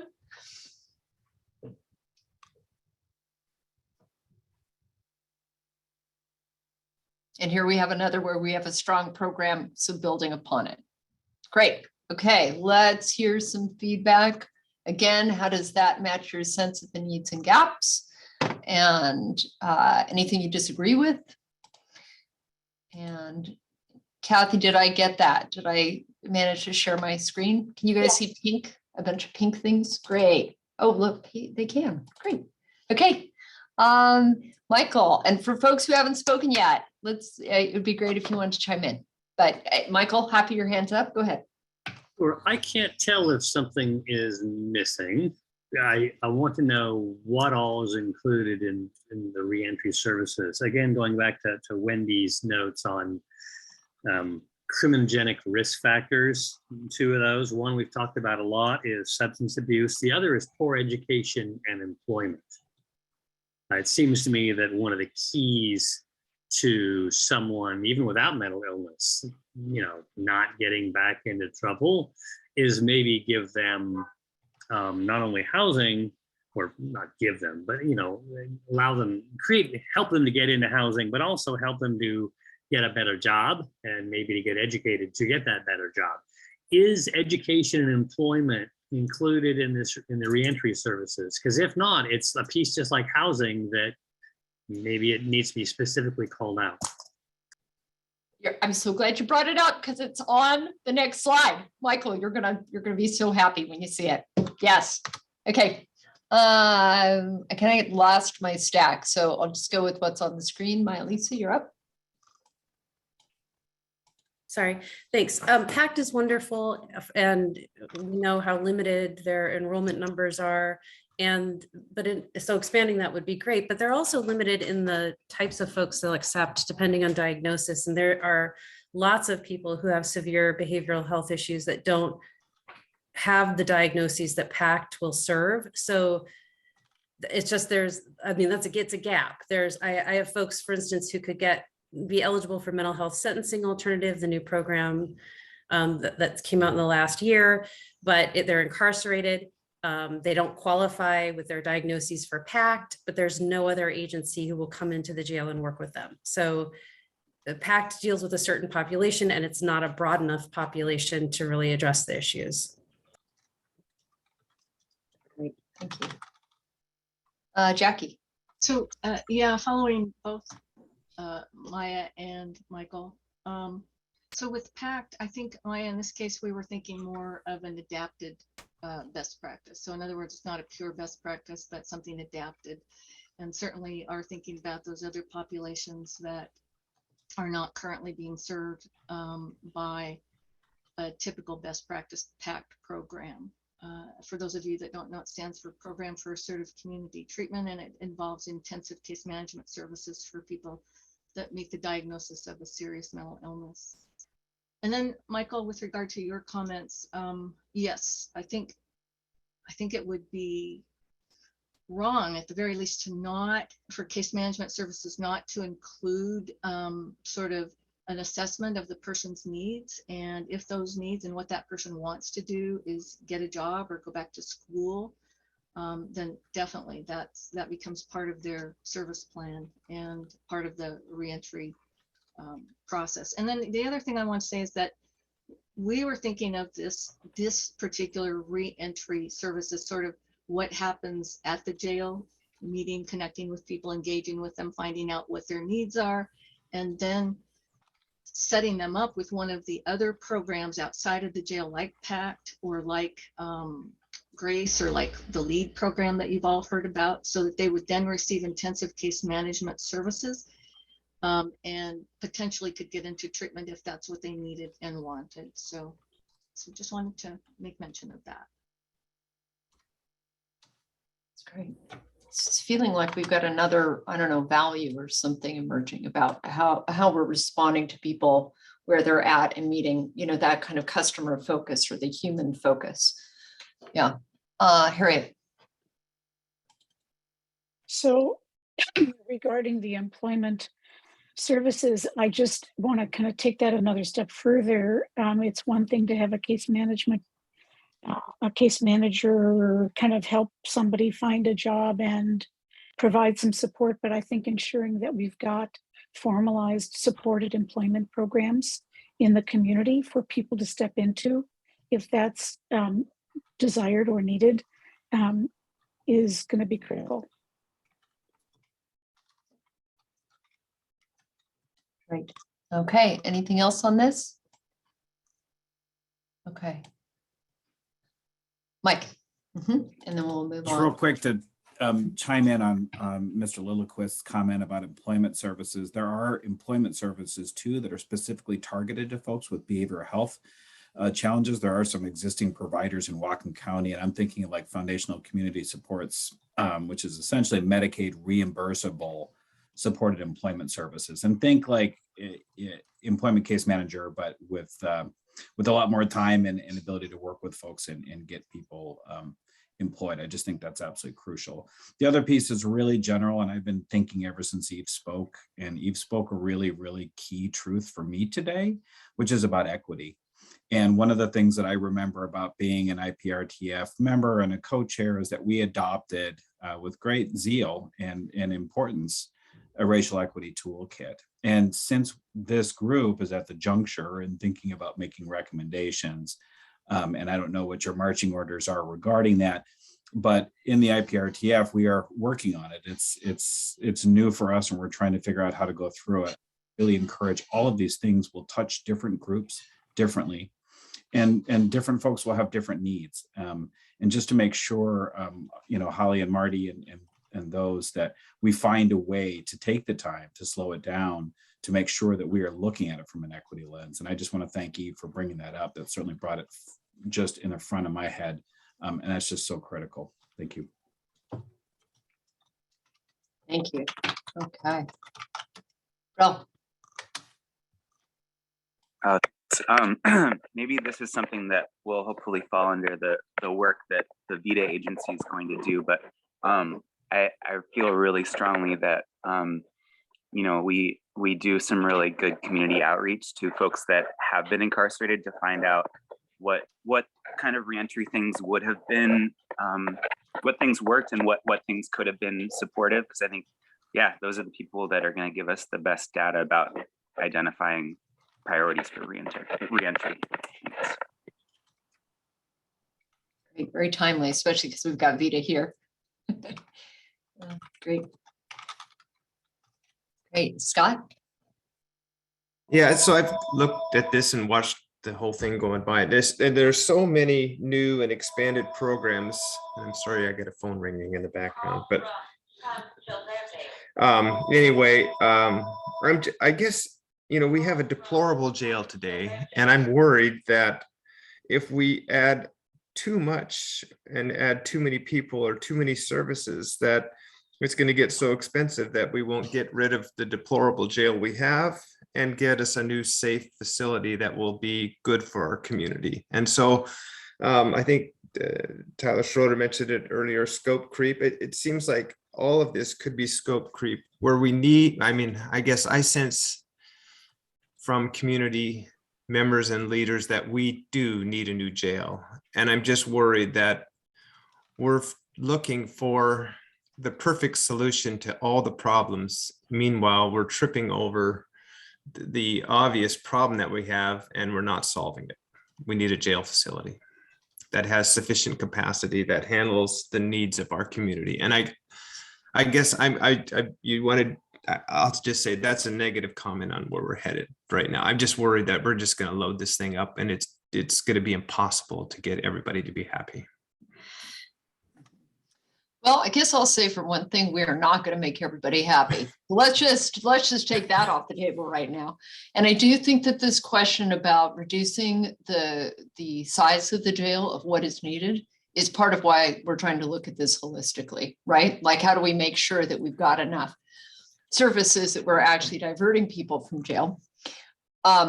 So I do think that question about scope creep is important. So we are going to be all aiming here together to find that sweet spot. And that's what we're here. Nothing here is an either or, but I appreciate your expressing your concern. I think that's really important that, we've had other people express concerns too about how we're spending or how we're framing this. Just try to keep away from the either or thinking, because this is a both and within a container that is going to work for our public. So yes, I hope you didn't feel unaffirmed by my feedback. I hear you. Yeah. Well, yeah, and I mean, there's mental health issues. We all agree there are, but I don't even know. I mean, I've heard, well, we can't do mental health in the jail. We got to do it outside the jail, or vice versa. And I'm here. So do we build a jail with mental health facilities? Do we build a jail with only mental health facilities for certain mental health people? And I don't know if there's consensus on that either, but I'm just worried that if we make this thing solve all of our problems, it's going to get beyond what we can afford to do. Yeah, we are not going to solve all of our problems. So noted. And our jail conversation, we have to have time for that. So RB, you're next, and then we're going to shift. Yeah, very quickly. I mean, to Scott's point, I mean, I share the concern that I think the number that may come in on this is going to be shocking to the public. But I think then we need to reframe that this is much more than just building a new jail. I mean, what we're really talking about is modernizing and optimizing the public health and safety services in Whatcom County. So I'm guilty of it myself, of saying about what is the SAC? Well, it's about building a new jail. It's so much more than that, just by looking at all of these different recommendations, which, by the way, I support all of them. I think it's great. So I would just say, let's stay optimistic and think about how do we reframe this for November of 2023? What's the messaging going to be like to the public so they understand this isn't what we've talked about in the past. This is a lot more. Mm-hmm. You said it way better than me. Thank you, RB. Okay, so I'm just looking at the clock. Here's what I think we should do. Flip to the next slide.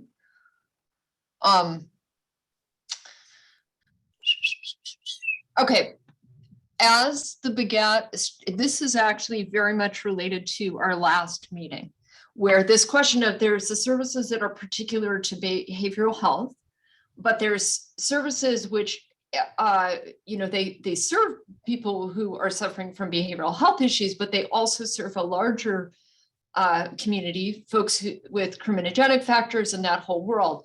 So here were some of the ones that we have identified so far in that conversation. So we're going to go really just take a quick moment here, see if you have any reactions to these in terms of if they make sense to you, or if there's like really big holes that you can see in terms of other needs and gaps, not specific to behavioral health.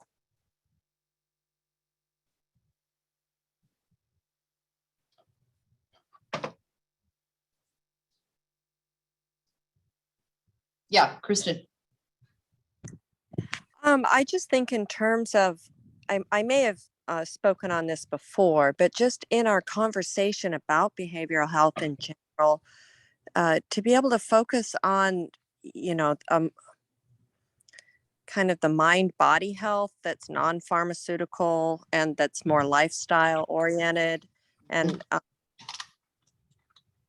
that sort of thing. So, and that is congruent with a more restorative justice philosophy that I think that we're all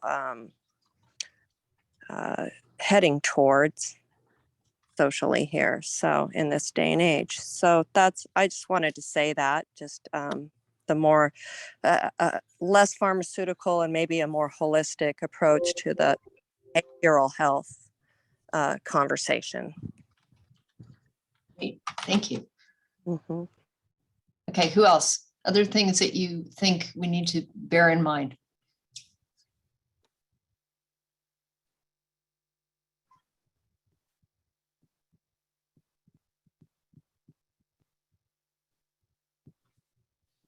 Okay, so give that some thought. We'll make sure you get this list and keep thinking about it. Also, we have flagged today that there are certainly process issues and policy issues, which we know we want to also include in our needs assessment, that we've just had like little bits and pieces of them, but we do need to think those through. And also the racial equity toolkit, and that we need to have some moment where we're going to look at all of this material that we're creating through that lens. So those, we know we need to also be doing that. Okay, we're going to shift in the time we have left to another piece. This is setting us up for a bigger discussion. And for those of you who are especially feeling a lot of passion about making sure that we have a humane jail facility, that's going to be this next conversation. So we've got it on the screen here, the facilities wish list. And I think, Caleb, you were the one who started us off with this, trying to think about what would be a facilities that would address the needs that have been identified and probably we need to talk more about, and really be the kind of place that we could be proud of, that is meeting the community's needs and make sense for our community and for the SAC. So Caleb, do you want to say anything about this, or should we have people just jump in? This was also in your packet.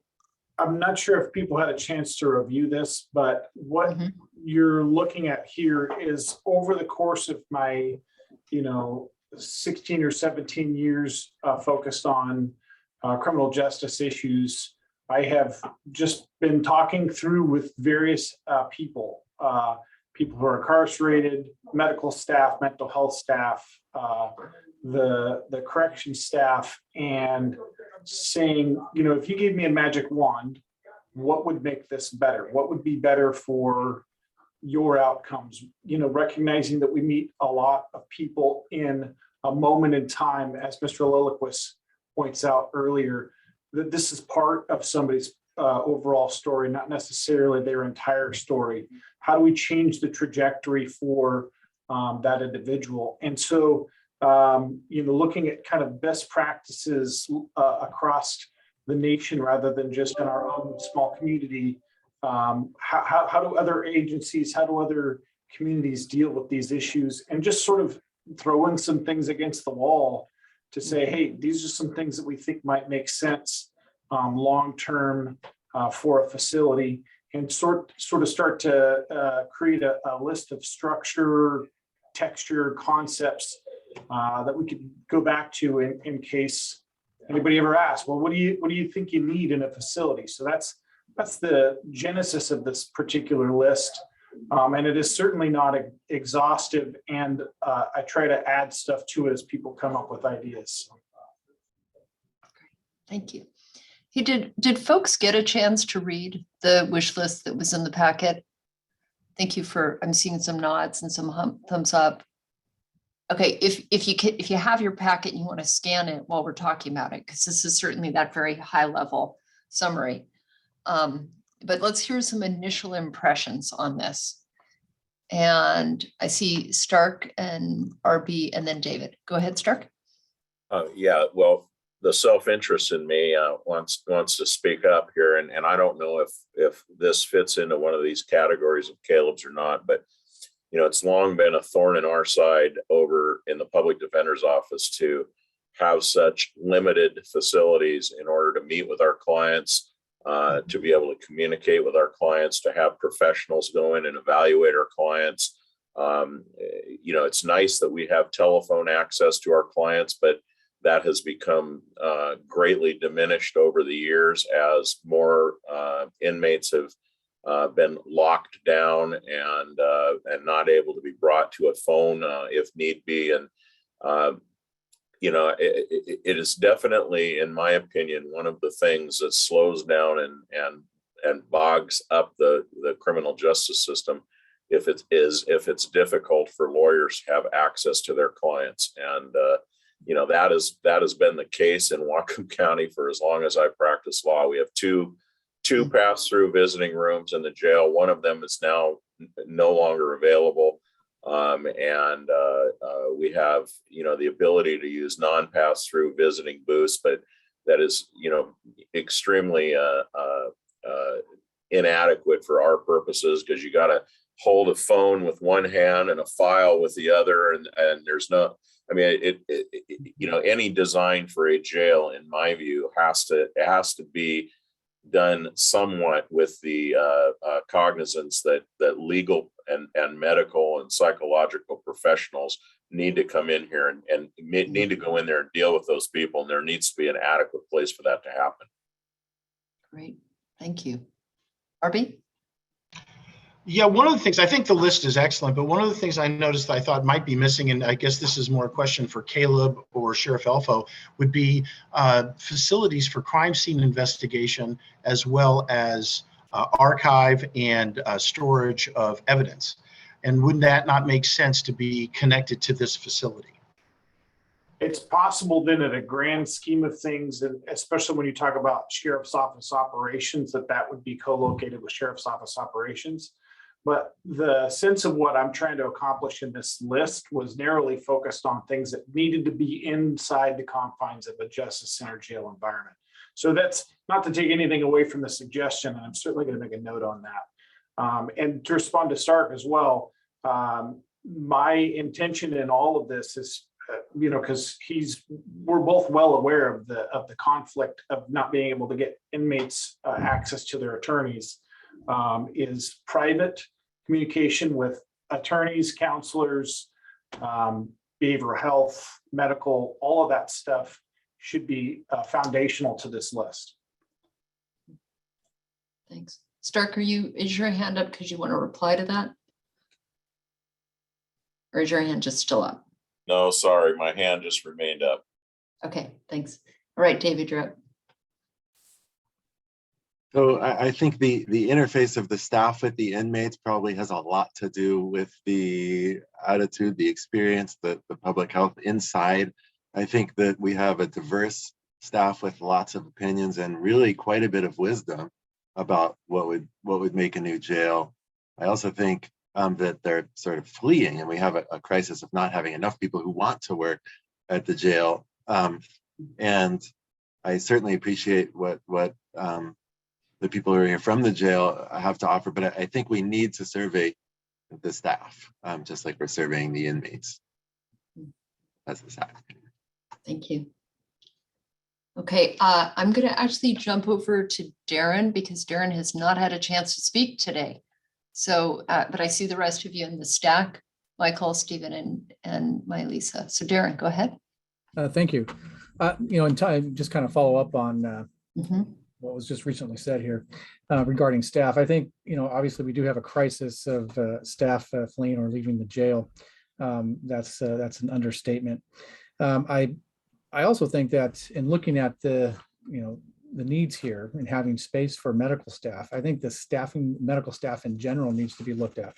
It's one of the things maybe that hasn't been discussed. We've talked about or looked at mental health staff and maybe an ARNP for prescribing medications and stuff. But in this, we should have in my opinion, a 24/7 medical professional or a couple at each facility currently to be able to handle the load that's there. With our staff being so critically short as it is, our deputies having to pass out medications and takes well over an hour in some cases, maybe even more than maybe 2 hours. And Caleb may be able to answer that better than me.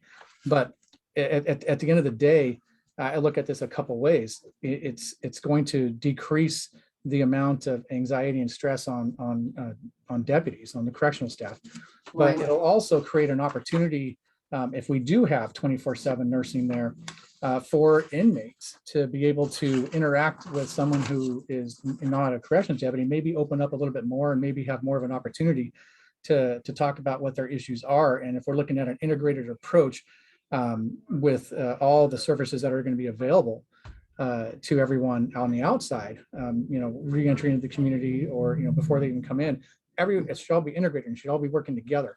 So I think it would be behoove everybody to think about having 24/7 staff there on the medical side to be able to converse or and talk with other medical staff or other professionals on the outside to continue treatment or find services for them. I think that's just something we're missing the boat on if we don't look at staffing that medical component better. Thank you. Okay, Michael. Thank you. Well, first of all, I totally agree that one of the problems with the current jail is it doesn't have room for so many of these other important aspects of dealing with people in jail. So I think that's clear and obvious. But I want to talk about, this is a correctional facility wish list facilities, and I think in the next meeting we're talking about facilities more generally and broadly, but I want to bring it up now as well. I would like to see facilities that are not the jail. I'd like to see room in the jail for facilities, and I'm wondering if there's something in between each. I'm wondering if there are wings or components that are attached to the jail and are secure as they need to be as part of the jail, but that are physically adjacent, connected to, contiguous with outpatient programs that might be needed. Is there a continuum for people who are leaving the jail that can be reflected in the facilities and the locations? Maybe they're just across the street or something. I'm wondering if there's some synergies and co-locations that are beneficial, or maybe conversely, maybe it's important to have physical separation to brand them and have them feel different. I don't know. Great, thank you. Stephen? Thank you. I know we'll have a chance to talk about this at more length later. So I just want to thank Caleb for starting our thinking on this.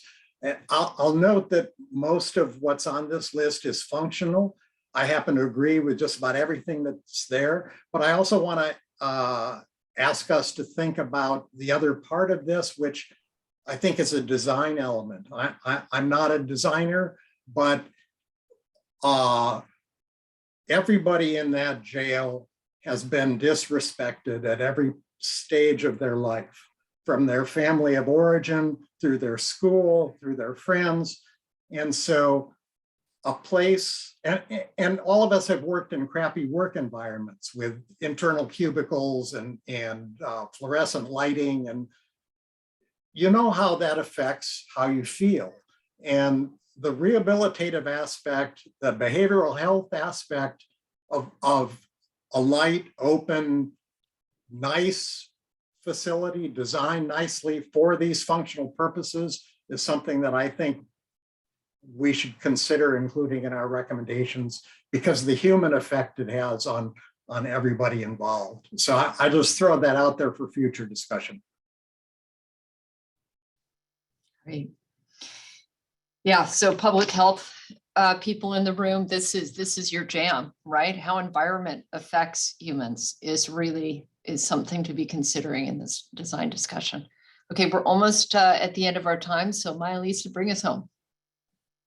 Thank you. I just want to emphasize the importance of proximity to the actual courthouse. The ability to transport inmates to court on a regular basis is critical. Right now, we're relying heavily on video court because there's not adequate jail staff to transport. They don't have deputies to bring them across a hallway. And having video court is really inadequate. It's dehumanizing. It's contrary to the values that we're discussing here. And so it's critical that's so important that we be able to have our clients in court face to face with the judge. Thanks. Thank you very much. Okay, so that was great. Just a teaser of more to come. So we are going to have a bunch more IPRTF meetings of different sizes and shapes. So stay tuned on that. And then we did flag a couple of things that we know we need to talk more about here today. Our SAC meeting number 5, make sure you've got it on your calendar for September 13th, 10 to noon. I want to say I sure resonate with, we have so much to do, and it's feeling like we have to push a lot through. And I think there's tensions on both sides of just needing feeling of a sense of urgency and wanting a sense of spaciousness. We're just going to do the best we can. SAC homework, again, please do the survey if you haven't already, or I think if you needed to amend it, Marty, we can have people amend theirs. Is that possible still? Yes, no? Marty, is that, do you know? Okay, we'll find out on that. And then don't forget to, we've got everything on the SAC information webpage. And again, I really appreciate more people participating today. That was so rich. And if you still have, or wish that you could have participated more, I know it's tricky on Zoom. So just send an email, and because we do want to hear from each person. And the diversity of experiences and perspectives is a good thing. So if you feel like, oh, I shouldn't say it because it's not what other people think, just say it anyway. Like, we need to hear from all voices here. So, okay, Eva, I see your hand is up. You have one more. Just really quick question. Yeah, I was wondering, after Wendy's presentation, she said that she was going to share the studies that she referred to, and I'd really like to see what data she was using in her presentation. Great, so noted. Thanks, Kathy. I just wanted to update you. I've reached out to Wendy to get that information, and she's working on it. And as soon as I have it, I'll email it out to all the SAC members. Thank you so much. All right, everybody. Excellent meeting. Really appreciate the time. Barry, do you want to close us out here with some? Yeah, I just wanted to, first of all, thank everybody for giving us your time today. Really appreciate it. I think our discussion was rich. I like this last piece where we're starting to think about, what physically needs to be in the jail. What's it look like when we start having a drawing with boxes around things? So again, appreciate you being here, and we will see you along the way. I think we'll be doing some things in August, I'm sure, and getting together with you and some other meetings. So everybody have a great weekend this weekend, and we will see you later. We're adjourned. Great.